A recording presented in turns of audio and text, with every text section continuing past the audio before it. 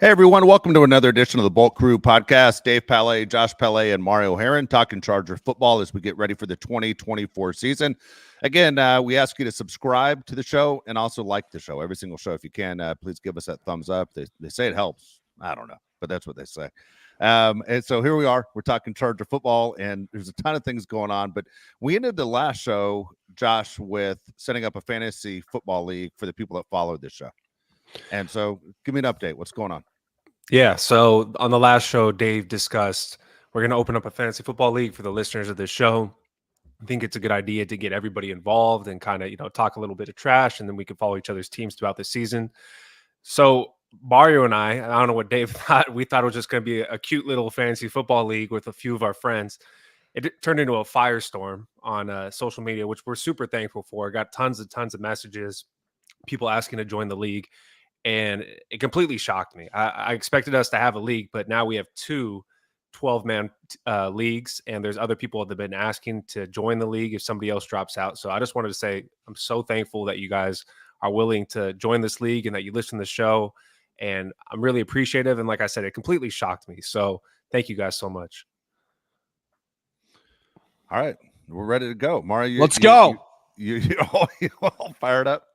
Me and Josh were texting, like, we're just like, dude, I thought we'd get 10, and I'd be like, all right, I think maybe we get like some people later, but like the amount of people that reached out, I absolutely love all of you guys. Thank you guys so much. You're the best. And if you're in the fantasy football league, you're going down, and you're gonna get a picture of my dump every Sunday. So here's the funny thing: is the guy that usually talks the most trash, I've never seen him win. Am I right on this? Like it happens all the time. You're going to talk a lot of trash beforehand. And look, everybody feels the same way after you draft in a fantasy football league. You're like, I got this thing done. It's like when you fill out your Final Four bracket, your March Madness bracket. You're like, I'm the smartest guy on the planet. The second you're done, and then you realize, you're out by Friday morning. That's kind of the way it goes. I always kind of keep my mouth shut. Josh and I were explaining punishments. I don't know if we're going to have any punishments in this league. Oh, but Josh, what was the one you and I were arguing about yesterday? I'm kind of curious to know where Mario is on this. Okay, yeah. So my friend proposed this one in our other league. So it's donuts, donuts, miles, and beers. Okay, donuts, miles, and beers. Okay. You have 24 hours to equal 30. Each one equals 1. So you run a mile, walk a mile, that's 1. You eat a donut, that's 1. You drink a beer, that's 1. You have to equal 30 in 24 hours. So Dave and I were arguing, which one would you do? How would you break it up? And Dave goes, straight donuts, no beers, no miles, 30 donuts in a day. I said, dude, you'd be sick for a week if you ate 30 donuts in one day. Do you think you could do that? No, dude, I don't want diabetes. Okay, so what would you choose? And I don't eat donuts. Just so you know, I'm not at anything in those three. Put it that way. I'll walk 5 miles a day, but I'm not going to run 5 miles, and I'm not going to drink 30 beers, and I'm not going to eat 30 donuts. But the easiest route would just be there, I think, and eat the damn donuts. I think I could eat 30 donuts in one day, no problem. I think the 30 altogether is perfect. Because you can go on a treadmill, walk on a treadmill, pop. You're going to look insane, but you could walk on a treadmill and eat. You do both at the same time? I would do all at the same time. I would go to my LA Fitness. I'd put a 12-pack beer right next to me, and then like a 6 thing of donuts. And just like, done. Dude, you would lock insane. Didn't Will Ferrell does that? He does that in Blades of Glory. Will Ferrell, he's like, throw me a roll when he's on the treadmill. Yeah. That's true. That's true. That's yeah. Many Young West. Many donuts do not count. 100%. You got to do the regular donuts. I tell you, I think I could do the regular donuts. I don't know what to say. If we don't have to do that punishment, because the way this league is set up, no one's gonna be able to witness what the other guys are doing.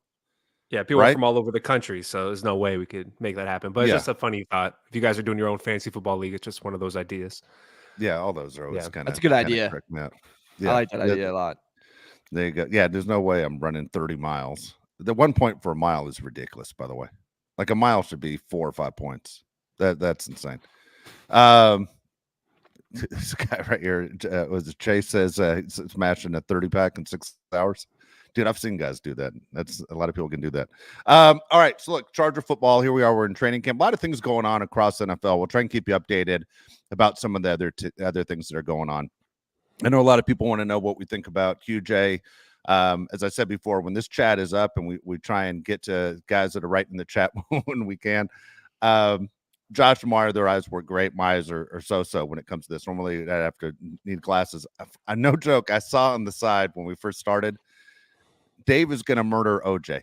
And I was like, OJ? Why would I murder OJ? Like OJ's already dead. And then I had realized in my head, there had to be a Q in there, right? Was there a Q in there? Yeah, it had to be a Q. Yeah. Well, I can't see is what I'm telling you. So I'm like, well, I'm not murdering OJ. Like what? Context. And so, so we're going to get to QJ in a second. All right. Well, I want to ask you guys, I want to start the show off with this because we talk about this Charger defense a lot, and we really don't. I mean, we talk about the guys that can actually play. We try not to do these shows where, God forbid, we say something negative because so many people get their feelings hurt and they stroke out during our show. I mean, God dang, I don't know how many times we've got to say it. Guys, we finished with the 5th overall pick in the draft.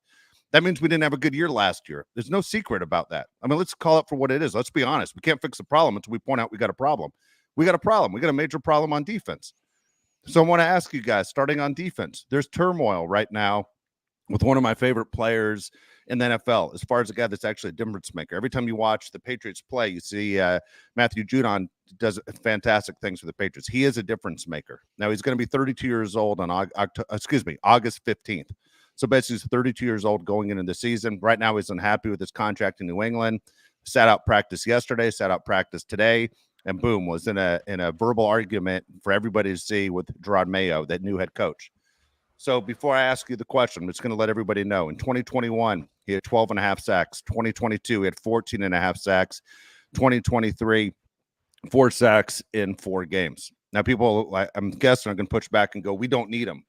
Dude, you need depth in the NFL. And this guy would be a starter. This guy is important. This guy is something that I think the Chargers could obviously use. And who knows? Maybe it opens the window. If you say he's our guy, you trade another guy to basically create room. You understand? I understand that would give you 4 pass rushing specialists is the way people look at it. But when I watch Judon play, he's not just a pass rushing specialist. He's a guy that can do everything, other things. Tell me what you think, Josh. Am I crazy? One of my favorite guys in the NFL? No, I think it points back to the Jonathan Allen conversation we had on the last show or 2 shows ago.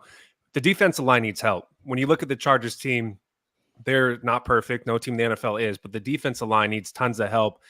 Not just because we have Khalil Mack and Joey Bosa. Those guys are great. I'm talking about like a complete D-line, guys that can stop the run, get to the quarterback. Chargers really don't have that.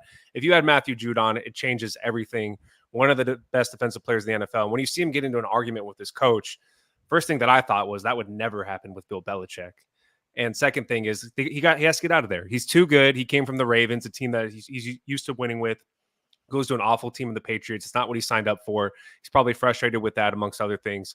For me, Mario, it's a no-brainer. If Matthew Judon's on the block, why not go out there and get him? So I'm going to actually say no to this just because he's 31 years old, and I just would not want to sign up for a contract. 2 weeks, he'll be 32. Yeah, and I just wouldn't want to sign up to do a contract extension with him. I wouldn't want to trade him, and then we're in contract drama with him. This has been a pretty pleasant, like, drama-free offseason for the Chargers. I'd rather keep it that way, especially in year 1 with a new head coach and a new GM. Matthew Judon's a hell of a player. He, at one point led all the NFL in 2022 in sacks. I can't remember if he finished off as a leader, but if not, he was like at least second or third, or at least top 5. Like you said, great for the Ravens. I think there's other teams that would be more aggressive in getting him. I could see the Lions be more aggressive in getting him. I could see the Ravens trying to go back for a reunion and getting him. I don't think that'd be a bad move for either of those teams. I've seen Bears kind of be in that discussion too, but I don't think Bears would make that move because, they have no one on the other side of Sweat, even though Sweat's been a baller.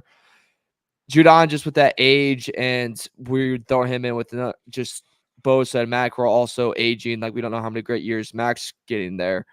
I'd rather just avoid the drama, and avoid extending a guy that we don't know how many years he's had left. In 4 games in 2023, man, that's not the best. Well, he ruptured his bicep. All right, it was a freak injury. It wasn't something, that should happen again. It was a ruptured bicep is what happened. In the 4 games, he had 4 sacks. I mean, he was on pace for 17 sacks. Not too bad. At the same time, as people are already commenting, and this is what I thought would happen, they go, we already have 4 pass rushers. I understand. My point is, would you trade somebody to say, let's collect a draft pick and bring this guy in? Would you rather have this guy than maybe one of the guys you have? Bosa?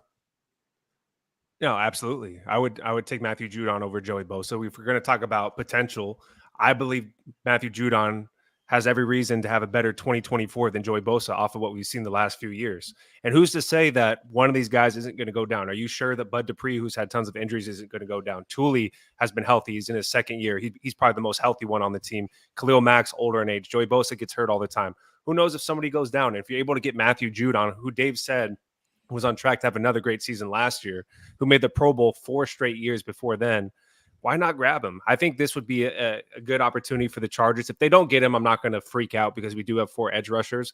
But I think when Matthew Judon is healthy and playing, he's a top 10 defensive player in the NFL. That's how good I think he is. He's that great. He's a great player, but I wouldn't, like, if you gave me the option of Bosa or him, I'd take Bosa. Why?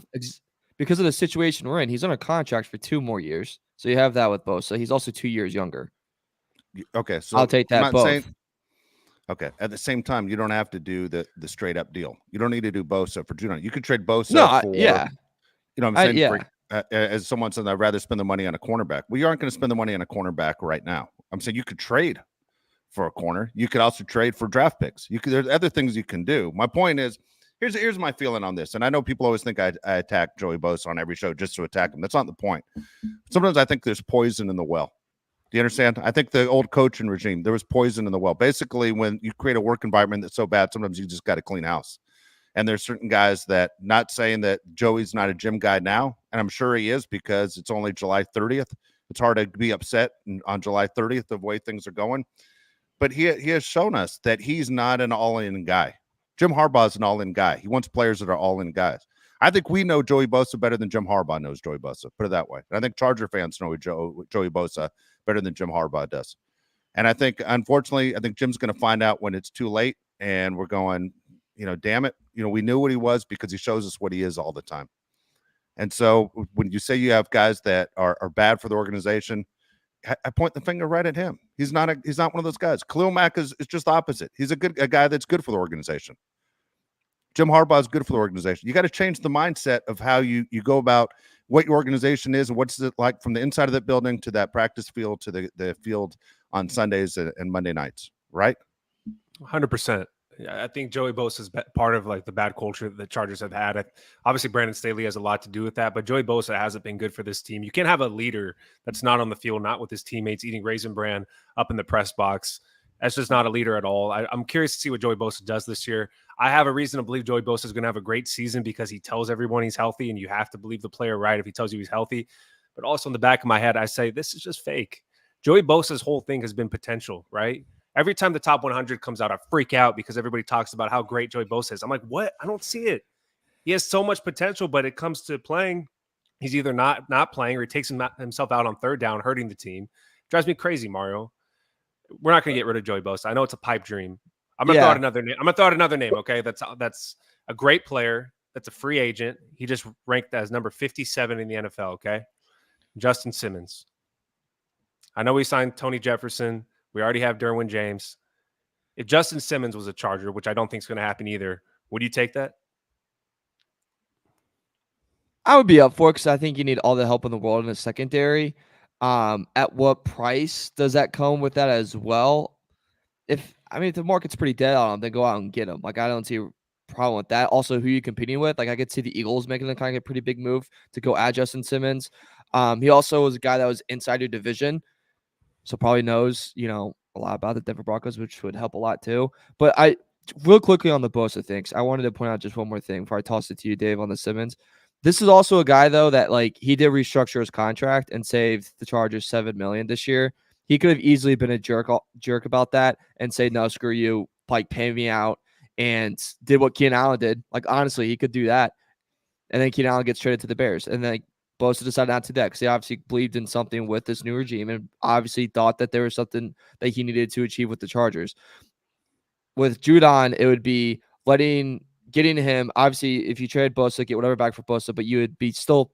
It's not like his money would be off the books, really, because then you'd just be doing the same thing with Judon that you do with Bosa. You'd have to extend him, probably give around the same money that you gave to Bosa. So just be replacing Bosa with a guy for 2 years older.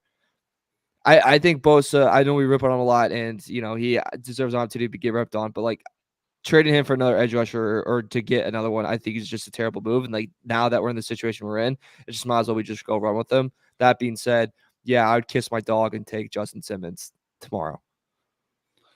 All right. First of all, Bosa, I'm not tipping my hat or patting him on the back at all for basically making it work with the cap. I mean, it wasn't like he went down from $38 million to $7 million. You know what I'm saying? But Joey's still Joey. Still what? Sorry.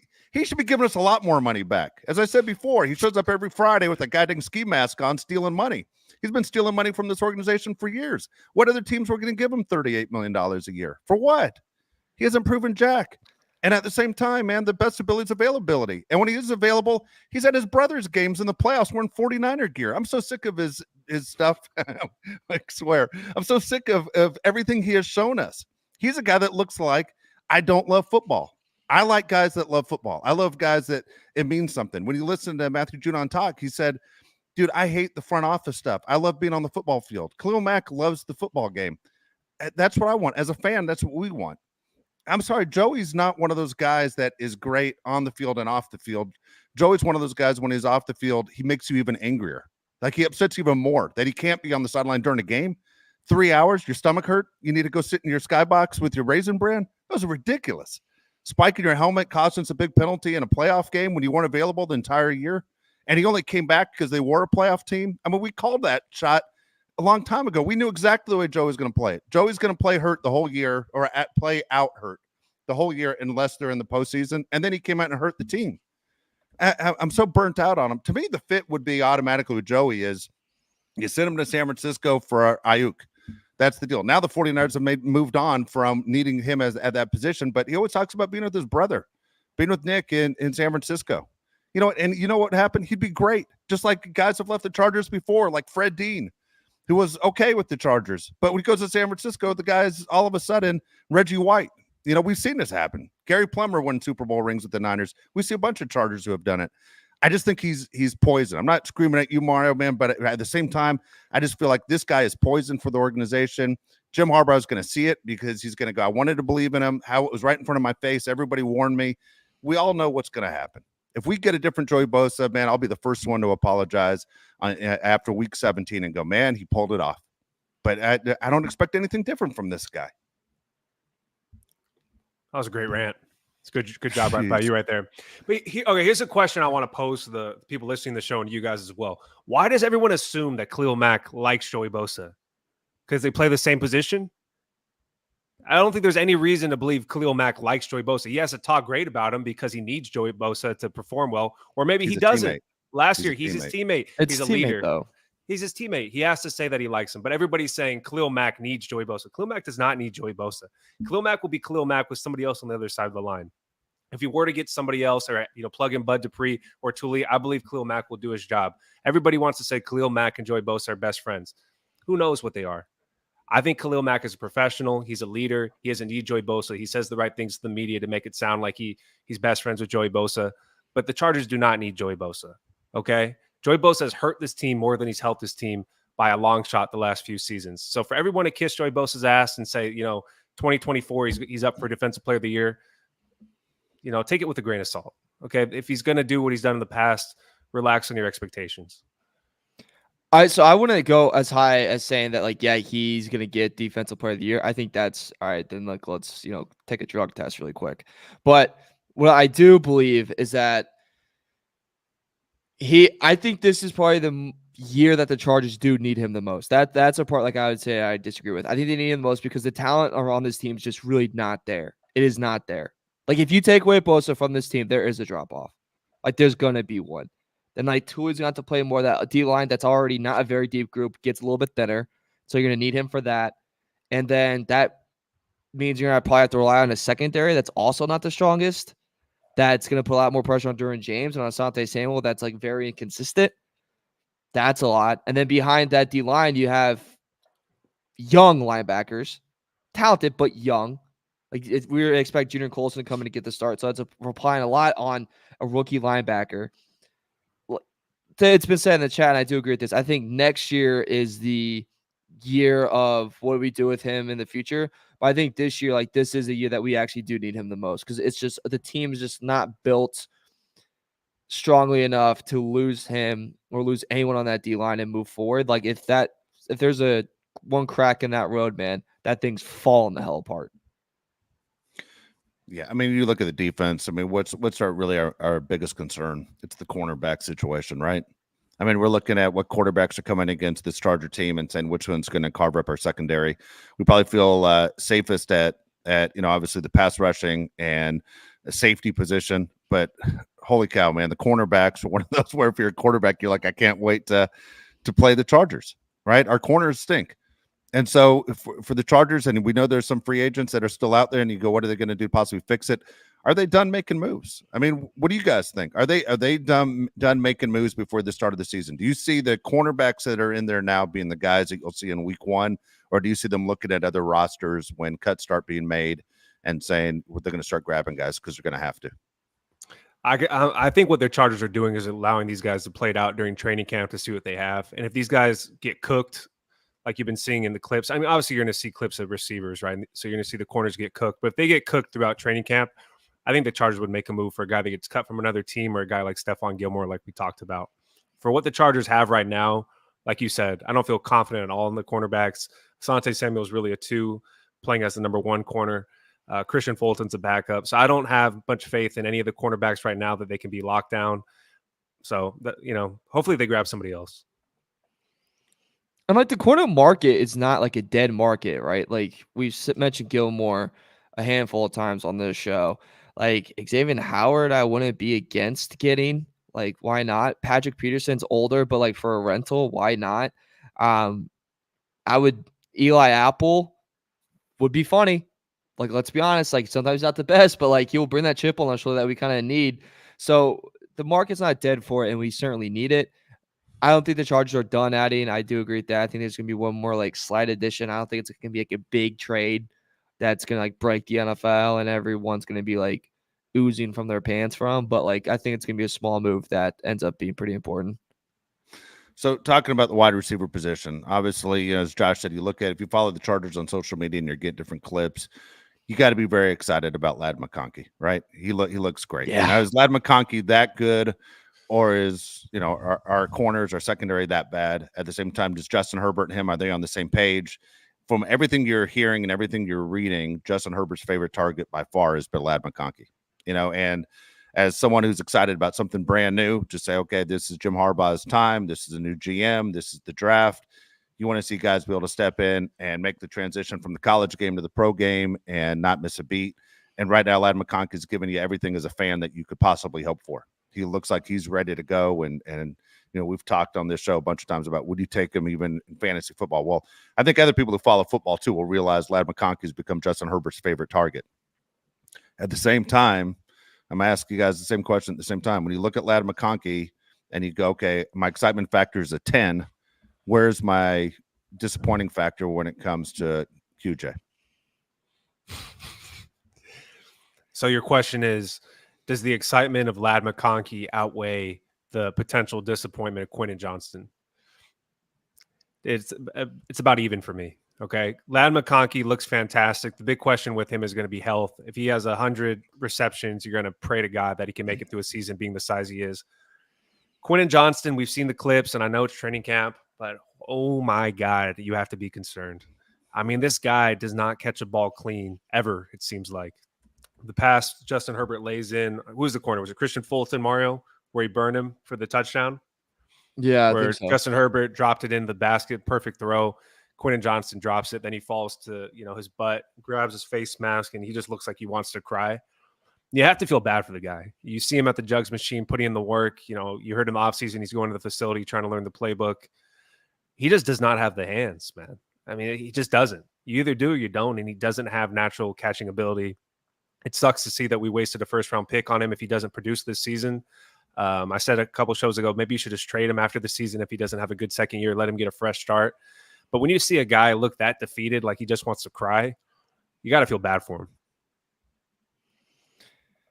So first off, I know like you can't predict the future and it's like hard, obviously. But just round of applause for the Chargers social team for posting a very good catch of QJ like 3 days before like we heard about this terrible drop dive in a camp. Perfect timing, man. I mean, woo! Like if I'm horrible, I'm going there like, hey, I don't know what you guys are doing, but good job because that looked good. And the other drop didn't look so great. Yeah, it's worrisome. I'm going to try to be on the positive side with it, Dave. I'm going to look at it as, look, get the bad drop out now, get the bad juju out now, and focus on how you handle that. Like when you have that bad drop, like you mentioned, like the falling apart after, let's not grab the helmet in despair. And like, let's not act like we just, had a tragedy happen. Like, how about we just get the hell up? And then have a football coach throw a football right at you, like right after you get up, you catch it, and then boom, you're on to the next one. Like, let's work on going to the next step and moving on from like a mistake and keep going because maybe that's like what he needs mentally. Because like you said, mentally he had a really tough year last year, and he wasn't always there for the team and affected him. Yeah, so it's bad. I'm not gonna give up faith yet, but at the same time, guys, I choose to read the positivity, and the positivity is known by everyone, and even Charles Robinson from Yahoo. That's a very respected writer in the league. That Lad McConkey is going to be a problem, and that's what we've been saying for a long time now. No, very pleased with Lad McConkey. Actually, I'll be honest with you, it's exactly what I expected. There's nothing there that he's given me as a fan that I'm going, man, I didn't see that coming. That's exactly why they drafted him. That's everything we heard he was, right? Sure hands, good route runner, gets open. Justin Herbert loves everything about it. It's exactly what the reason they draft him the high, exactly why they pay him, exactly why we're going to be looking at him all year long. Quentin Johnston thing is very, very frustrating. Yeah, you think, well, man, that was disappointing. You look at the receivers that were drafted around me. I was a first-round pick. I got to be better. I'm getting paid. Not only am I failing at work, but everybody is watching this on national television to see that I'm failing. And, you shows like this, and you have people that write about the Chargers that are going after him, and people might think we're too tough on him. I'm telling you, as a football fan, he's not getting any better. Okay. From what I'm watching, he's not getting any better. The way he catches the ball is there's nothing secure. We all know in the NFL, as soon as you touch the ball, you're getting hit.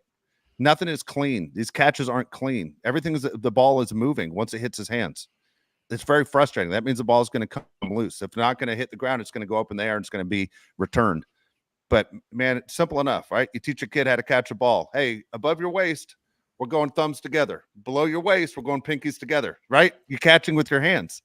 But man, when you're watching him and either he's dropping the ball, he's bobbling the ball, or worst case scenario is he's still bringing it into his body. And that was always the thing about him. Do not bring the ball into your body. You aren't a possession tight end. And it is very frustrating. And then to see him drop balls. And then if you're Justin Herbert, you got to be looking at your OC and Jim Harbaugh saying, how many times do you guys want me to rely on this guy? So let's take Justin Herbert out of the picture here. Let's say the quarterback of this team was Aaron Rodgers, Ben Roethlisberger. What would they say? I am never throwing him the ball.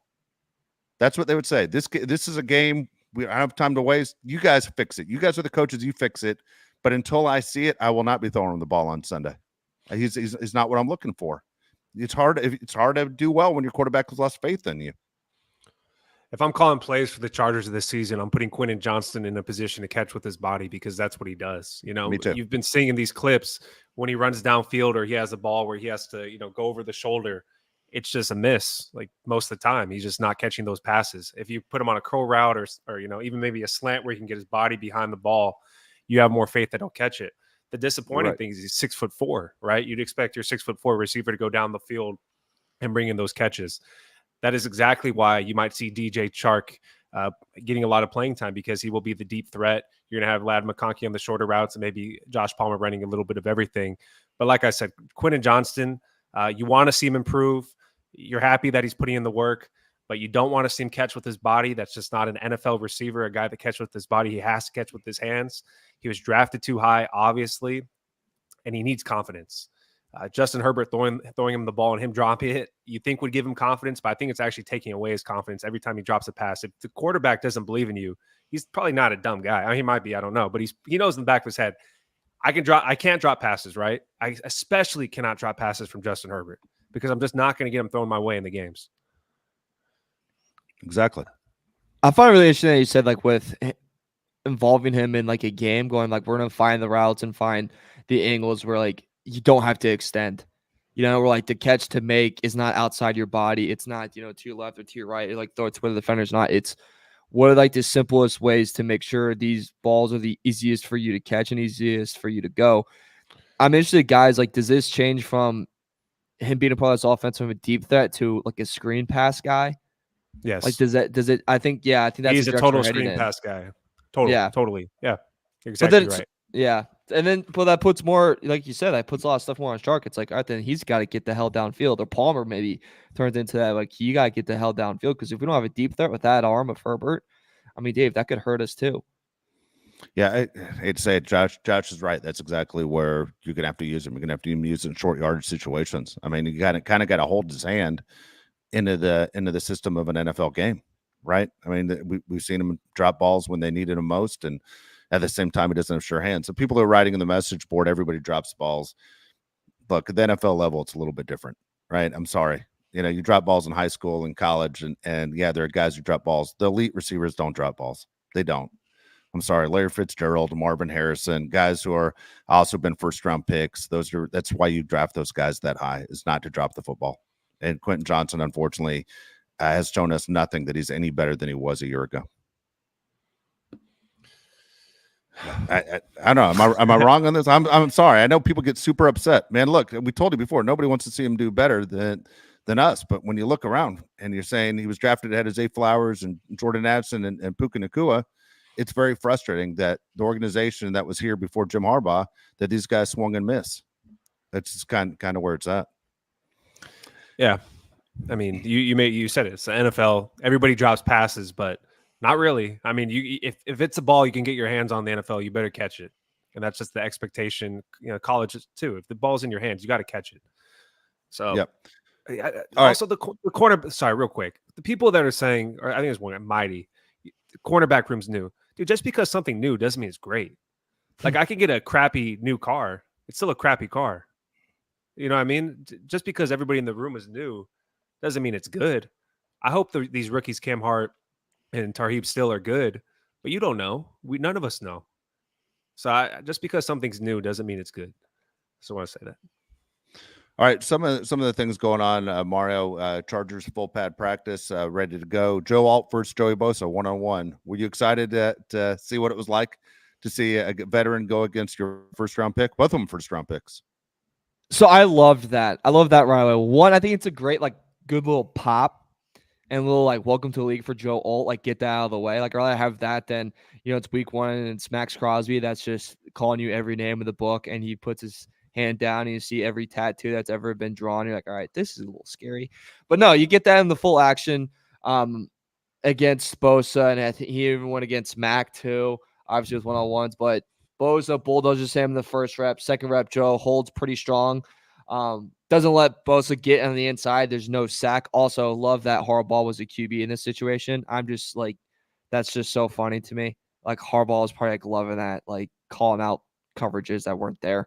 But I loved it, guys. One, I think, like I mentioned, it's Joe Alt's welcome to the NFL early. It's him getting used to facing top tier talent, and we're seeing that he's a pretty viable, good first option, first draft pick, and we're seeing that this is the direction these Harbaugh guys are going to look like going forward.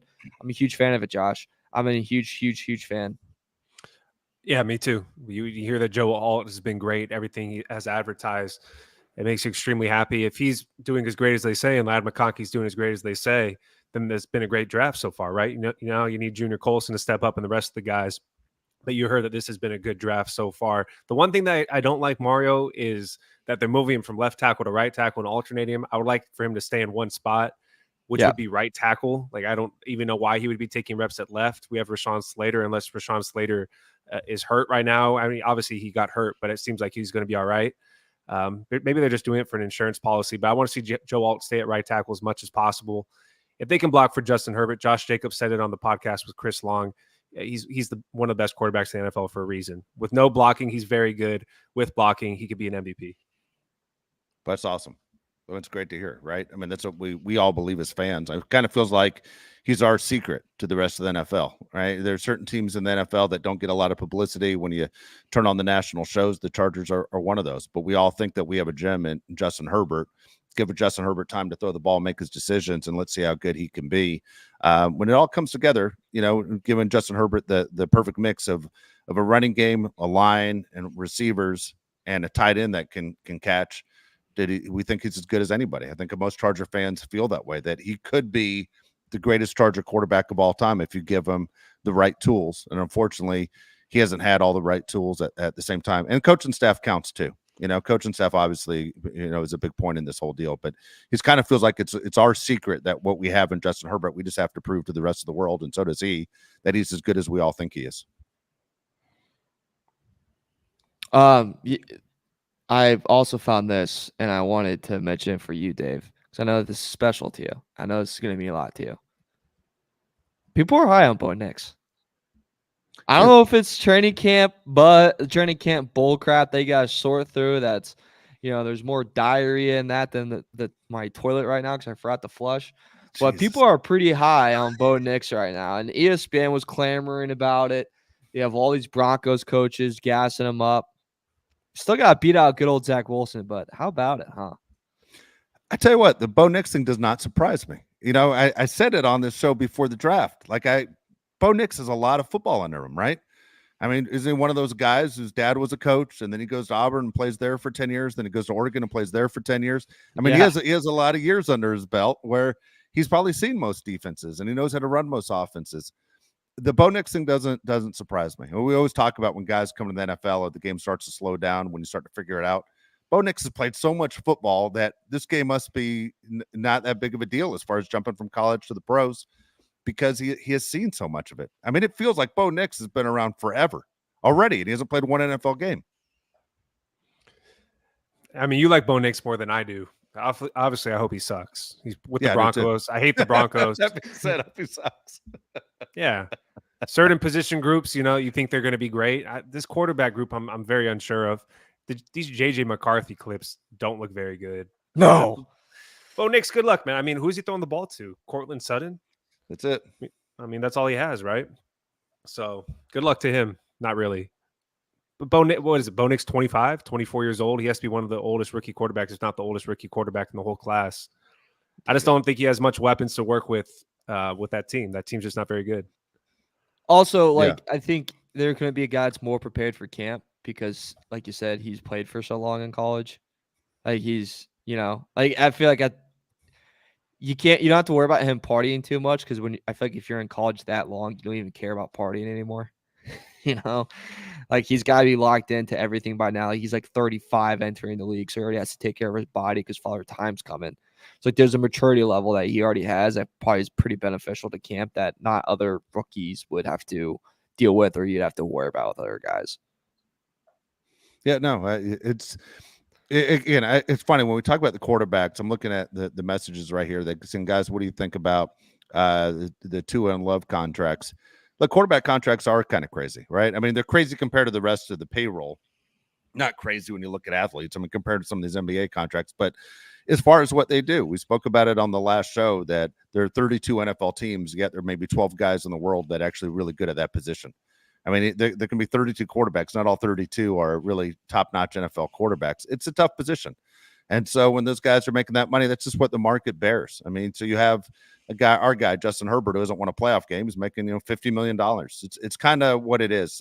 As a fan, I never once ever look at numbers and go, oh man, that's a lot of money for that guy. What I look at as a fan, how's that going to affect the salary cap? That's just where I'm at. I don't care. Not one of these quarterbacks that's ever signed a big deal has ever called me and said, Dave, do you want some of this? No one's ever shared any of the money with me. So I don't care. So go ahead, make as much as you want. Jason Tatum's making $63 million a year for the Boston Celtics, and he didn't even get 1 minute of play in the Olympics the other day. So it's it is what it is. Money wise, I don't care what it is. All I care about is how does it affect the salary cap for the Chargers. When you see the quarterbacks get big deals, it doesn't anger me, right? Because these teams have to lock up their quarterback just like Daniel Jones. What's your choice? Yeah. But if Trevor Lawrence's name wasn't Trevor Lawrence and it was Mario Palais, he would have got benched. He was terrible last year. Trevor Lawrence was not a good quarterback, but he got that contract because of the potential that he was supposed to have coming out of Clemson. So, I mean, it doesn't bother me at all. I think I like Dave's idea, though, the separate salary cap for quarterbacks, because these contracts just take out the rest of the team. So that idea is growing Like I've heard obviously this past week, the quarterback painting has been pretty big with Tua and Love. That idea keeps getting more and more legs. And I'm just you need to like trademark that or something. Make sure you fight for that right to keep that one.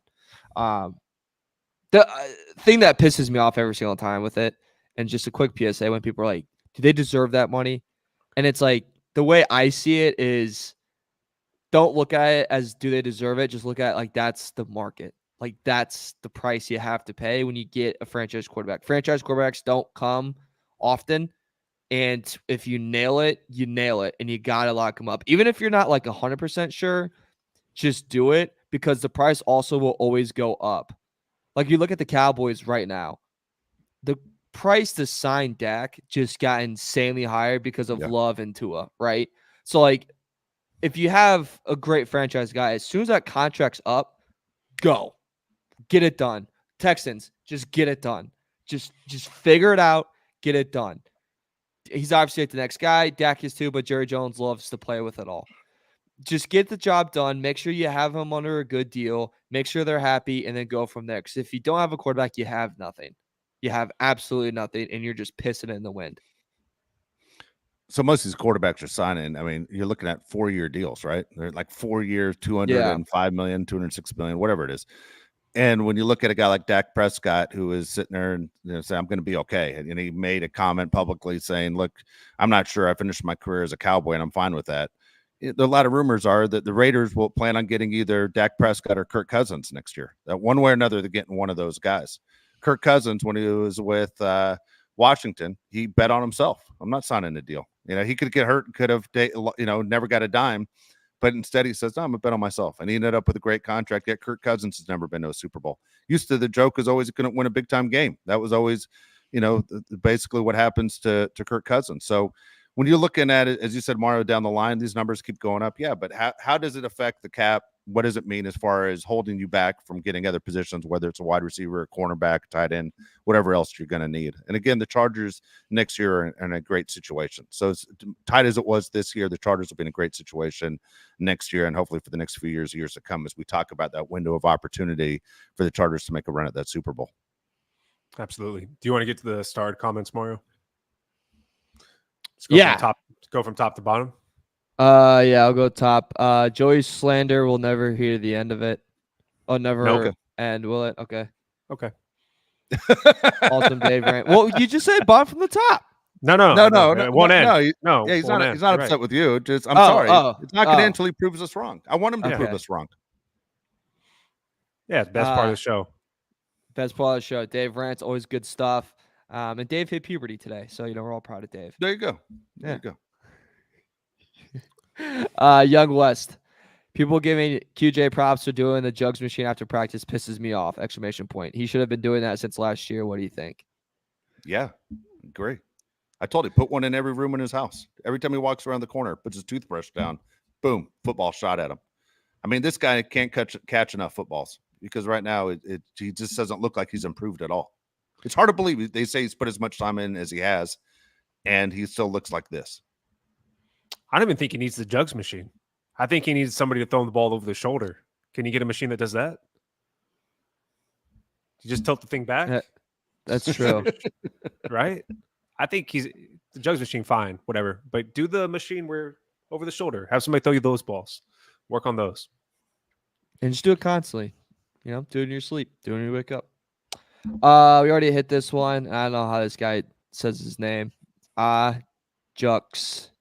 Yui talks. So shout out to him. Is that a South Park character? Who knows? All right. Then the next one, we got a little baseball news for all the Padre fans out there. So Josh, this is you. Snelling and Mazard to the Marlins for Tanner Scott and Hoeing. Tanner Scott's Dave's pissed off because he wanted the Dodgers to grab him. Super happy about that. Tanner Scott's really good. I got news for you. If you see, I don't know about you, Josh, where you're at, but where I'm at, we see my eyes go up. I'm watching the trade deadline the whole time. Yeah, if you're a baseball fan out there and really wanted Tanner Scott on the Dodgers, instead he goes to the Padres. Dave and I are going to the Padre game tonight. Say what's up if you're there. Let's go. Say what's up to him. Grab it. Buy Dave a michelada. Yeah, we aren't even sitting together. Josh goes, we're going to the game. We are going to the game. He's sitting on the first base side. I'm on the third base side. But if you're looking for both of us together, we will not be together. That is funny. We're both going to two different people. Okay, that's very funny. That's very, very funny. Yeah. Well, he's a Dodger fan. I'm a Padre fan. I'll be sitting on the Dodger side. I'll be sitting on the Padre side. It's like going to a game with your stepdad.